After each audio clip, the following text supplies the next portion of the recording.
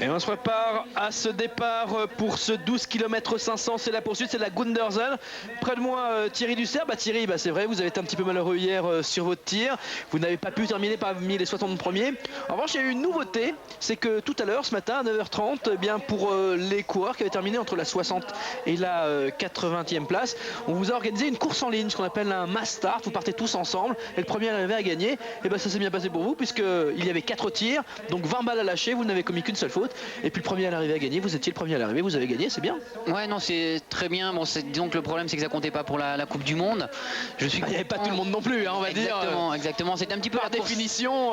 C'était la course de punition et je suis content d'être devant parce qu'entre la 60e et la 90e place, il y avait quand même des costauds et bon, il fallait la gagner. Oui, on va les citer quand même parce qu'il y avait des bons. Il y avait Michael Löfgren, ancien vainqueur de la Coupe du Monde, c'était en 1993. Il y avait Peter Sandel, l'Allemand Peter Sandel. En plus, il fait même pas un mauvais tir, Peter Sandel, 2 fautes seulement.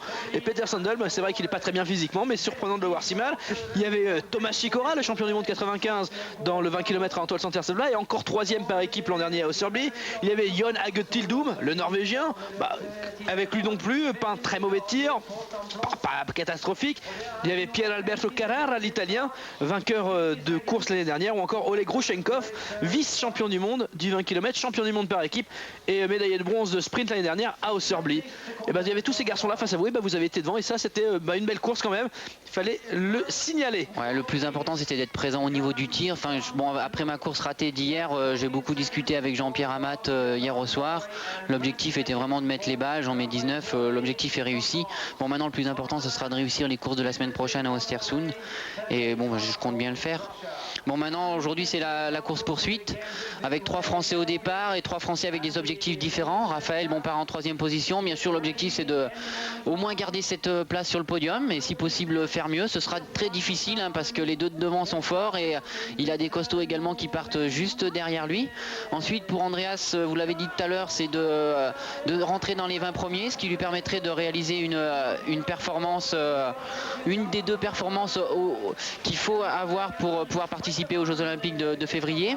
Et puis pour Patrice, Patrice qui a été un petit peu en difficulté en ce début de saison, un petit peu en difficulté en stage en Scandinavie, qui est en train de retrouver sa forme, et va essayer de se retrouver au tir et on sait que la poursuite ça lui réussit toujours et pour lui aussi c'est un moyen de se mettre en confiance et la confiance est tellement importante dans notre sport. Mais Patrice aime bien la poursuite. On se rappelle l'année dernière à Oslo-Holmenkollen pour la 2e course poursuite de l'histoire du biathlon mondial.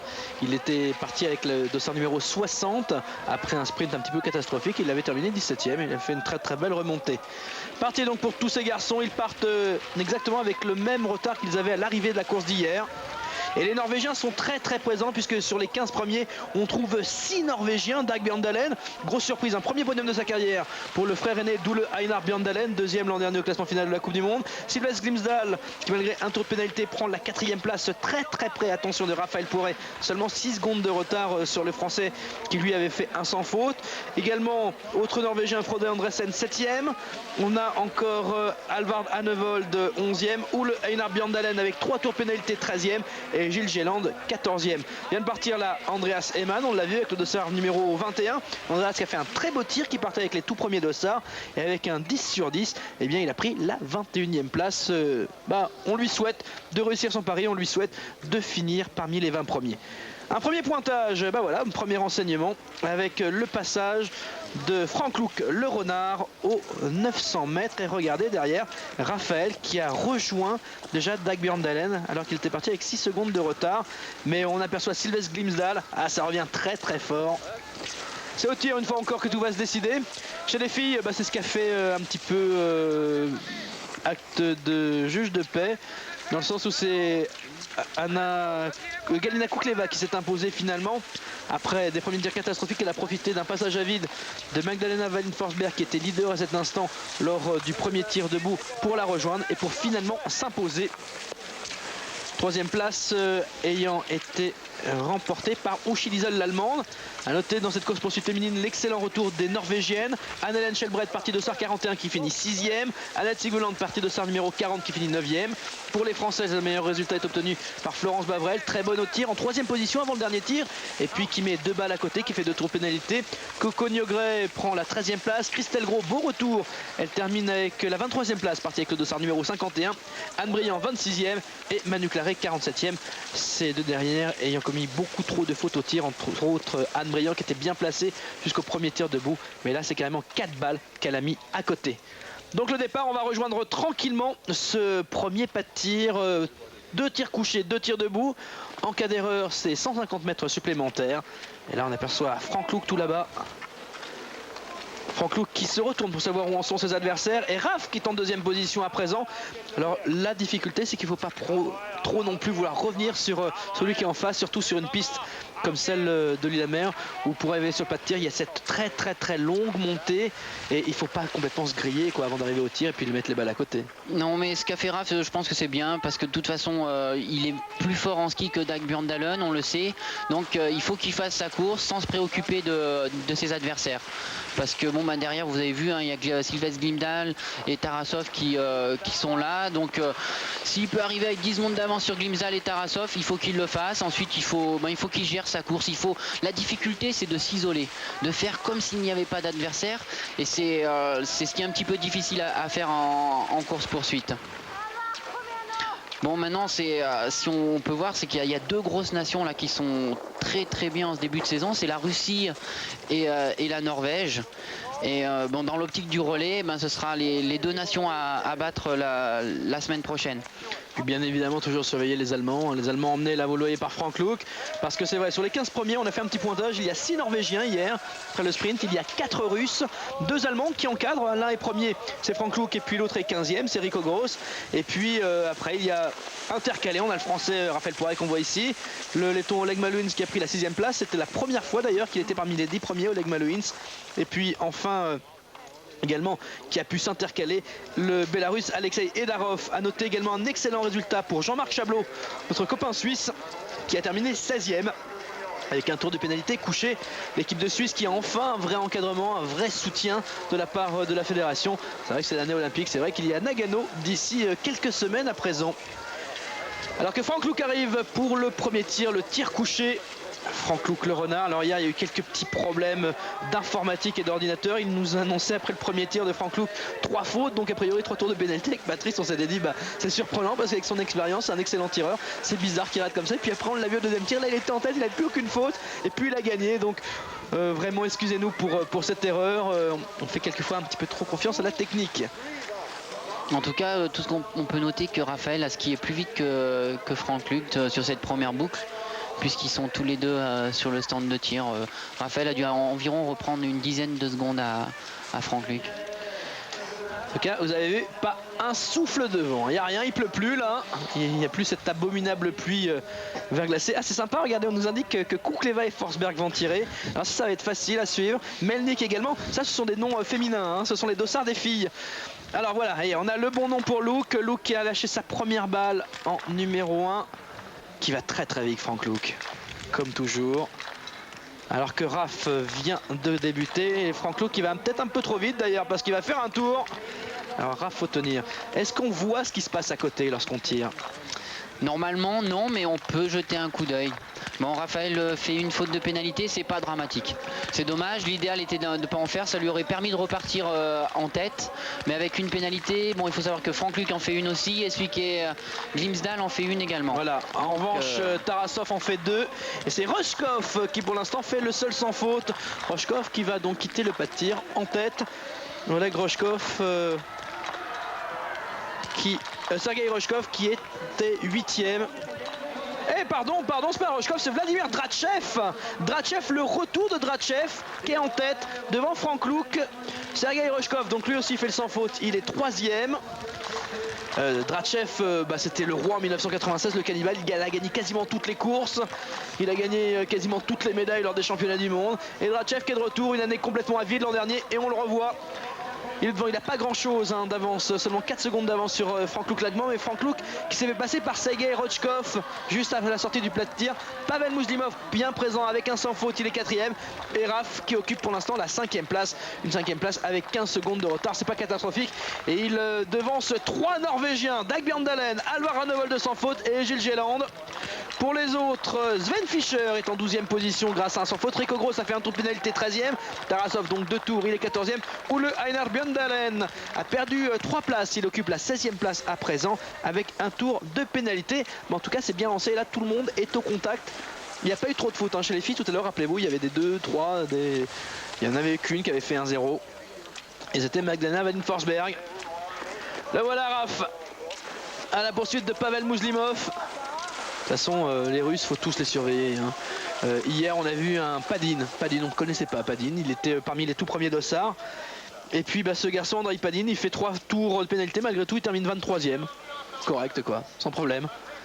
Et puis, l'année dernière, il y avait la révélation de Rotovtsev, qui a été moins heureux cette fois-ci. Rotovtsev qui, pour la première course, avait terminé 3e, qui avait fait le 2e en poursuite. Et Rotovtsev, dont c'était la première Coupe du Monde, qui hier, un an après, a fait cette fois-ci 34e. Donc le classement, après le premier tir en tête, Vladimir Drachev, il a 4 secondes d'avance sur Franck Luc, 3e c'est Rochkov, puis Pavel Mouslimov. Raphaël pourrait être en 5e position. On va essayer de trouver les autres Français parce que Patrice Baïsalin, parti de dossard numéro 35, il est 20e à présent avec un sans faute, il est avec Andreas Seman. Andreas qui a fait un tour de pénalité lui et qui est 21e à présent, qui a gardé sa place en fait. Et Patrice qui fait un beau retour de la 35e à la 20e place pour l'instant. On vous l'a dit, il aime ce type d'épreuve. C'est la plus belle remontée pour l'instant. Mais attention, ce n'était que le premier tir. Il y en a encore 3, dont 2 debout, qui est réputé comme le plus difficile, même si c'est le point fort de Raphaël Poiret. Autant vous dire donc que rien n'est joué. Drachev, toujours 2 secondes d'avance sur Rochkov, puis Luc Mouslimov. Anvold a passé Raphaël. Raphaël qui occupe à présent la 6e place. Restez avec nous, il y a encore 3 tirs à suivre.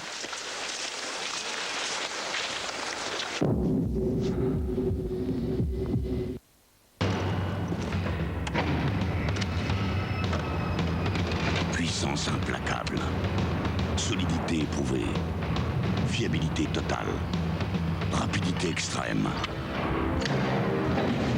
Ryobi, à chaque métier ses outils.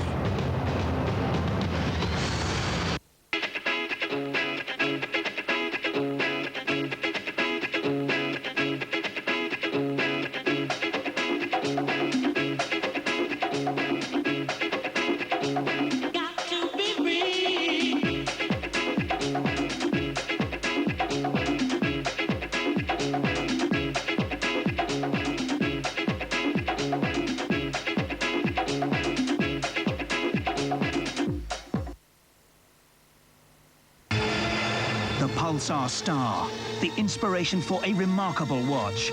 Pulsar, the best timekeepers in the universe.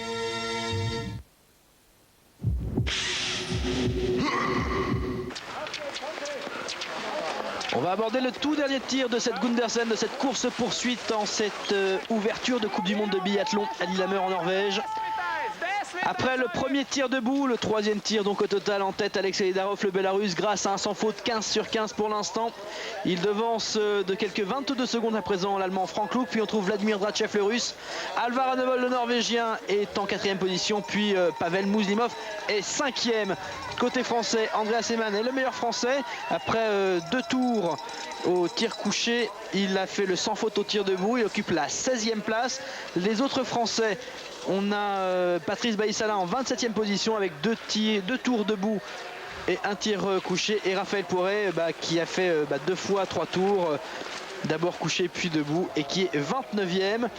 A noter que le Suisse Jean-Marc Chablot, qui occupait la 51e place après 6 tours de pénalité, a abandonné là juste avant de s'élancer après le premier tir debout. Donc sans doute un petit problème pour Jean-Marc, qui avait fait une très belle course hier puisqu'il occupait la 16e place.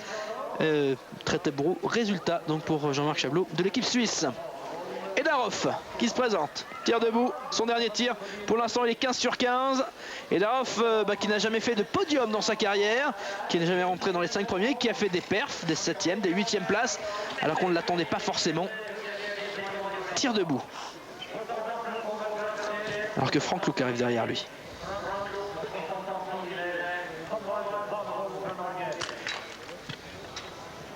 Et Drachev, ça passait Franck Luc, pardon. Drachev, deuxième, Luc, troisième, et Hanvold. Et Darov qui continue à toujours aussi bien tirer. Allez, la dernière. Oh là là, incroyable, incroyable, un 20 sur 20. Un 20 sur 20 et les autres n'ont pas encore déclenché leur tir. Et on sait qu'Edarov, il a tenu jusque-là les retours de Drachev, de Luc et d'Hanvold. Drachev qui a pris du temps avant de lâcher ses balles. Et Luc qui fait 2 tours. Drachev qui fait 4 tours. Hanvold qui en fera au moins un a priori. Et Edarov, énorme surprise ici à Lillehammer. Hanvold un tour, il faut qu'il en profite. Hanvold s'il veut être sur le podium. Incroyable. Et regardez Edarov qui s'envole, hein. Enfin regardez, vous pouvez pas, mais il passe devant nous là. Ah ouais, parce qu'en plus il va gagner avec une large avance, parce que c'est le Norvégien Hanvold qui va passer en deuxième position avec un tour, et Franck Luc devrait être troisième. Tarasov qui tire très bien. Non, il y a Mouslimov qui a fait un sans faute également. Tarasov un sans faute. Je me trompe, il y a Mouslimov qui va être deuxième. Voilà, Mouslimov donc en deuxième position avec 40 secondes de retard. Hanvold troisième donc pour l'instant. Tarasov qui repart du tir également, qui sera en quatrième position et qui va très très vite là sur le plat là. Ça nous promet une belle dernière boucle encore une fois. Et là la surprise elle est venue d'Edarov, le Bélarus. Edarov qui était le Bélarus qui se mêlait aux Norvégiens et aux Russes parmi les 15 premiers. Bien qui est bien là, Sven Fischer qui termine bien, qui est en 8e position. Andreas Seemann 5 sur 5 ça va lui permettre de, ça, c'est beau, ça. Allez. Sa performance. Allez, faut rentrer dans les 20 pour Andy. Et là c'est possible, faut en profiter, ça tourne pas mal sur la note pénalité. Et ce sera mieux qu'une place dans les 20, ce sera peut-être même aux alentours de la 15e, ouais, peut-être dans les 15, hein. On va voir ça. On va voir ça immédiatement. Raph qui fait un sans faute cette fois-ci. Patrice qui est au tir debout à l'extrémité tout au fond là-bas. Patrice qui lâche ses balles. Et Andy il est 11e pour l'instant. 11e position pour Andreas Seemann. Drachev avec ses 4 tours qui vient d'en finir avec ses pénalités, 14e. Et Patrice qui va faire un tour. Et ben voilà. Edarov qui s'envole vers la victoire. Alors là, je prends le pari, si on avait été voir n'importe quelle équipe hier soir lors du dîner en leur disant à votre avis qui va gagner, alors on aurait eu les noms, Luc, on aurait eu Poiré, on aurait eu un Norvégien, un Russe, mais alors personne n'aurait pensé qu'Edarov pourrait tenir comme ça. Mais voilà, le biathlon vous l'a dit, il y a du ski mais il y a aussi du tir. Le tir, c'est le côté piment de la discipline, et avec un tir parfait, Edarov il est devant tout le monde. On aperçoit Pavel Mouslimov tout là-bas, tout au fond. Le classement donc à présent en tête Alexei Edarov, deuxième Pavel Mouslimov, troisième Alvar Hanvold, Sergei Tarasov quatrième, Franck Luc cinquième devant Rico Gross, Damian Dalen est septième, Sven Fischer huitième, Sergei Roshkov neuvième, dixième Karsten Eman, puis onzième Andreas Seemann, le premier français. Et puis très très beau retour de Raphaël Poiré qui occupe à présent la 18e place malgré 7 tours de pénalité. Raphaël donc 18e, Patrice est toujours sur l'anneau de pénalité pour son tour. Aïe, il en est sorti, il est 28e, Patrice Bailly-Salin. Patrice il a pas mal tourné, 4 tours de pénalité quand même. Ouais, c'est un petit peu trop, 4 tours, c'est dommage. Dommage parce qu'il aurait eu besoin d'un bon tir pour le mettre en confiance. Donc le mental de Patrice est tellement important, on sait qu'il est capable de se surpasser lorsqu'il est en confiance. Et c'est ce petit brin de confiance qui lui manque pour être parmi le haut top.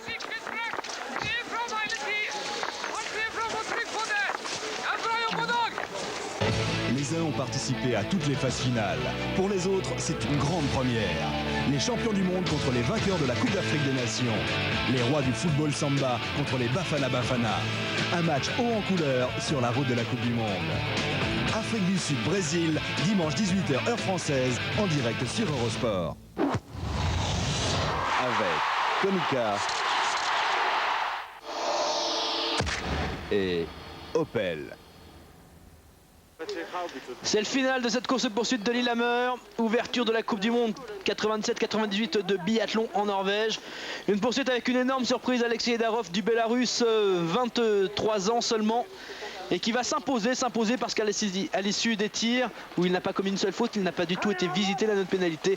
Il a, vous le voyez, quelques 33 secondes d'avance sur Anvold. Troisième position pour Mouslimov. Anvold qui est parti en troisième position du tir, qui est revenu sur le russe, et puis Sergei Tarasov, le champion olympique ici même, c'était il y a 4 ans de cela pour les Jeux de 94. Tarasov en quatrième position. Frank Luke qui emmène les Allemands, Rico Gross et Sven Fischer. Sven Fischer à gauche, Rico Gross à droite. Sven Fischer, le vainqueur de la Coupe du Monde l'année dernière. Et là, Dag Bjørndalen qui encore une fois fait une belle course. Il limite bien les dégâts d'Dag Bjørndalen. Là, il nous surprend vraiment parce qu'on sait qu'au tir, il est très très bien, Dag Bjørndalen. Mais là, il nous a surpris au niveau du ski, surtout, en particulier hier ou sur la dernière boucle, alors qu'il quittait le tir avec très très peu d'avance sur des garçons comme Tarasov ou Raphaël, par exemple. Il a réussi à tenir pour conserver la deuxième place au classement final. Ouais, là, Dag a vraiment fait une excellente course parce que c'est vrai qu'on le connaissait tireur, mais pas skieur à ce niveau-là. Hier, il a fait la même course que Raphaël, on a à peine mieux, et ça, on s'y attendait vraiment pas. Il faut signaler que Dag, c'est le frère de Ole Einar, et c'est quand même rare de voir deux frères dans une même équipe à un tel niveau. Rare, mais nous en France, il y a Raphaël, et puis il y a un petit jeune qui s'appelle Gaël, et c'est le Gaël Poiré, c'est le petit frère de Raph, et il va certainement intégrer l'équipe de France dès l'année prochaine. Et nous aussi, on aura deux frères en équipe bientôt. Ouais, les Poiré de la Chapelle-en-Vercors comme vous, Thierry? Ouais, de la Chapelle-en-Vercors, de la Drôme. Et d'ailleurs, c'est vrai que on ne le fait pas souvent ça, mais c'est vrai que Raphaël, et c'est rare, est venu demander à 2 reprises juste de faire une petite annonce pour le président du fan club, donc de son fan club, qu'il a là-haut à la Chapelle-en-Vercors, en disant qu'il lui demandait de lui trouver quelque chose en Norvège depuis pas mal de temps. Et donc Raph confirme qu'il a bien trouvé ce que lui demandait le président de son fan club. Donc il lui confirme bien qu'il reviendra avec ce qu'il lui a demandé. Voilà, c'est tout, on ne sait pas plus de toute façon. Le final pour Alexei Darov. Extraordinaire, extraordinaire. Je vous le rappelle, Alexei Darov l'année dernière, il a fait des perfs comme on dit, des 8e, des 7e places, mais là il va gagner. Première victoire en Coupe du Monde pour Alexei Darov, qui est de la génération de Raphaël Poiré. Raph, dès sa première année senior, il y a 2 ans, a fait des podiums. Pour l'instant, il n'a pas encore gagné. Et Darov, lui, il va directement à la victoire, à la gagne. Un tir parfait, 20 sur 20. Le seul tir parfait de la compétition. À noter également l'excellent tir de Rico Gross qui n'a fait qu'une seule faute. Rico Gross qui est peut-être pas au top au niveau du ski, puisque avec une seule faute l'année dernière, il aurait été en bagarre pour le podium. Et là, il va se contenter d'une place autour de la 8e place. Anvold, très rapide sur les skis, parti avec le dossard numéro 11, 2 fautes au tir debout, qui termine en 2e position. Et puis derrière, c'est Tarasov, non, c'est Mouslimov qui a bien défendu son podium. 3e place pour Pavel Mouslimov. Sergei Tarasov est 4e, juste devant Frank Luke. Sven Fischer et Rico Gross complètent ce trio allemand. Et puis Dag Bjørndalen qui est juste derrière.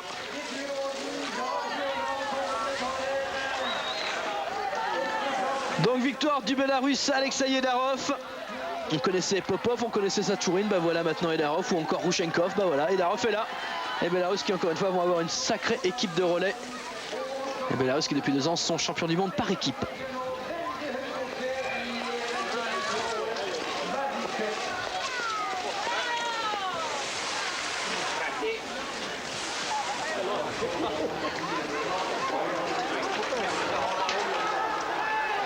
Carsten a fait un beau retour et puis voilà les Français, on en voit 2 là qui terminent avec Raph à gauche, complètement à gauche, qui va se bagarrer pour une place parmi les 15 quand même.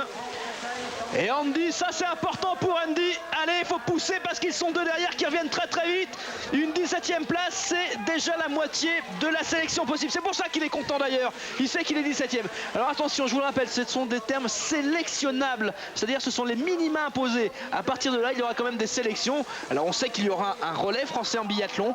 Pour l'instant, Andreas Seemann a fait la moitié de ce qui est sélectionnable. Vous l'avez dit, vous êtes 4 pour l'instant sélectionnables. Avec Raphaël Poiré, Patrice Bailly-Salin, vous-même et Hervé Flandin, si on le souhaite, peut revenir à niveau. Donc c'est peut-être le 5e là qui vient de faire un pas vers sa sélection. Classement final donc de cette poursuite de Lillehammer. Victoire d'Alexei Darov, 2e Alvar Anvold le Norvégien, 3e c'est Pavel Mouslimov, puis on trouve Sergei Tarasov, Frank Luke, Sven Fischer et Rico Gross.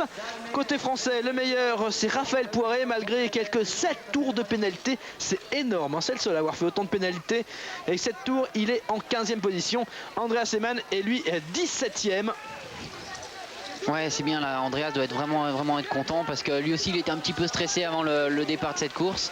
Ces minima, bon, on pourrait croire que rentrer dans les 20 premiers c'est faisable, mais pour rentrer dans les 20 premiers il faut faire la course parfaite. La course parfaite il l'a presque réalisée, puisque au tir il a fait seulement deux pénalités. Il fait 0-0 debout, et ben, vous pouvez me croire, c'est vraiment une performance ici sur ce pas de tir à Lillehammer qui est très difficile. L'arrivée est en montée, on arrive à des pulsations aux alentours de 170 à 180, enfin suivant les individus, et faire 0-0 il faut avoir le mental solide, et c'est ce qu'il a eu aujourd'hui. Là maintenant c'est Patrice qui arrive à l'arrivée. Bon, Patrice doit être déçu, mais Patrice est sur le chemin là, il est en train de retrouver la forme. Il lui a manqué le petit quelque chose, je le disais tout à l'heure, c'est un brin de confiance. Je sais que la semaine prochaine, ça fait longtemps qu'on est parti, il y a Sylvie, sa femme, qui va monter, et ça va certainement lui faire du bien, et Patrice il sera là quand on aura besoin de lui. Alors que là vient de finir celui qui a remporté l'année dernière la Coupe du Monde de poursuite, enfin la Coupe du Monde non officielle de poursuite, 3e du classement final de Coupe du Monde, Viktor Megurov, parti avec le dossard numéro 31, le russe champion du monde également, et qui là ne termine que 38e. Megurov avec 6 tours de pénalité. C'est un petit peu le cas des Russes là depuis 2 ans. Il y a 2 ans on a Drachev qui gagne tout, l'année suivante il fait rien, et là Megurov qui nous fait exactement la même chose. Voilà, c'est terminé pour cette poursuite de Lillehammer, c'est terminé pour cette première étape de la Coupe du Monde de biathlon.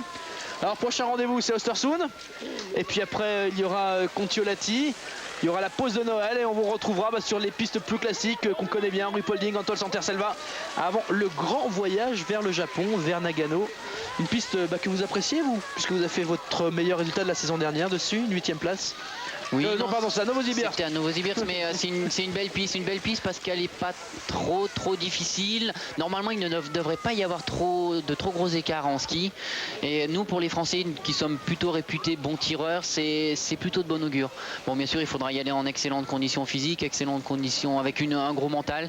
C'est ce qu'on est en train d'essayer de travailler avec Jean-Pierre Amat. Je voudrais juste parler un petit peu de l'avenue de Jean-Pierre Amat, qui a été champion olympique de tir à Atlanta, avec qui on fait un gros travail. Avec on a 2 entraîneurs, là, 2 nouveaux entraîneurs, Jean-Pierre plus Patrick Ancet, 2 personnalités différentes mais complémentaires, et là on est en train de construire quelque chose de bien. Une construction qui se fait surtout pour l'avenir de l'équipe de France, puisque vous me l'avez annoncé en début de saison, tout comme l'a fait Patrice Baïsalin. A priori, on pense qu'Hervé Flandin en fera de même. C'est votre dernière saison sur le circuit Coupe du Monde? Oui, c'est ma dernière saison, parce que il faut savoir arrêter. Bon, cette année, ce sera mon tour. Voilà, je suis loin d'être vieux, j'ai que 30 ans, j'ai encore les jambes, mais j'ai envie de devenir entraîneur. J'ai eu la chance durant ma carrière d'avoir d'excellents entraîneurs, j'en citerai que 2, c'est Christian Finstag et David Moretti.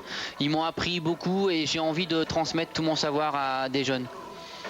Ça c'est superbe, ça c'est extraordinaire, parce que c'est vrai que on sait que Patrice lui il n'aura pas le droit de devenir entraîneur, Madame Baïsalin refuse absolument qu'il devienne entraîneur. Il n'est pas dans le même cas que vous, il est marié, il a des enfants.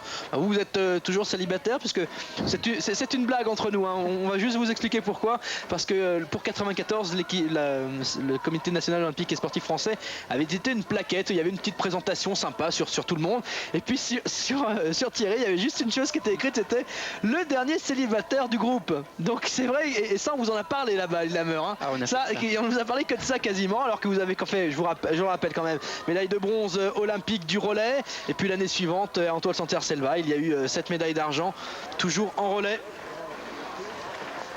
Voilà, c'est fini, voici le vainqueur du jour, Alexei Yedarov. Il est bélarusse, la première victoire de sa carrière, c'est même son premier podium, et même mieux, c'est la première fois qu'il est parmi les 5 premiers.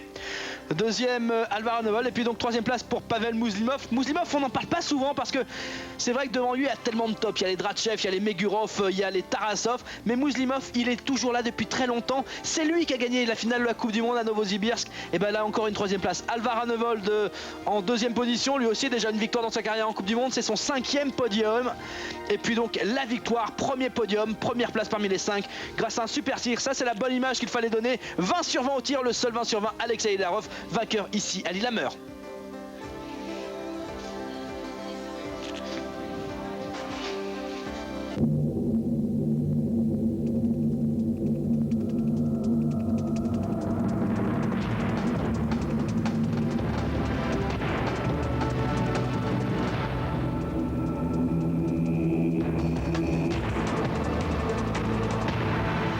La Coupe du Monde de biathlon avec Hyundai.